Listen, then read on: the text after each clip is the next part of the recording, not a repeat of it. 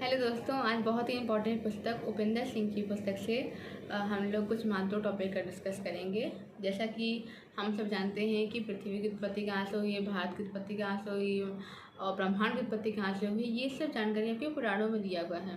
पुराणों में बताया गया है कि ब्रह्मांड क्या है, गोलाकार आकृति का है और इसके जो सबसे ऊपर वाला भाग है उसको स्वर्ग लोक, उसके मध्य भाग को मृत्यु लोक और सबसे निम्न भाग को पाताल लोक कहते हैं।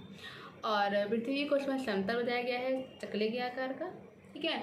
और इसके 7 समकेंद्रीय मंडल बताए गए हैं और उसका एक मुख्य केंद्र जो है आपका जम्बू द्वीप है और जम्बू द्वीप के दक्षिणी भाग में भारत है, अर्थात भारत को जम्बू द्वीप भी कहा जाता है।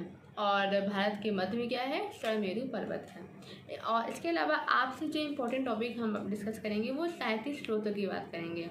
जैसा कि हम सब जानते हैं कि सबसे पहली भाषा या फिर कह सकते हैं कि पहला ग्रंथ आपका संस्कृत भाषा में वेद है।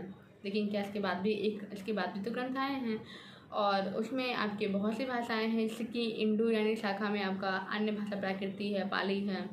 और संस्कृत भाषा का विकास भी हुआ है, ये भी बताया गया है इसमें।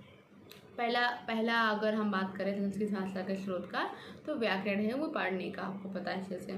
अब बात करते हैं इसके अलावा अगर अन्य ग्रंथ हैं, जैसे कि प्रकृति का पहला व्याकरण आपका क्या है, प्राकृत भाषा में आपका वरुचि का प्राकृत प्रकाश है, वरुचि का प्राकृत प्रकाश। और दक्षिणी भाषा को हम लोग द्रविड़ भाषा भी कहते हैं, ठीक है।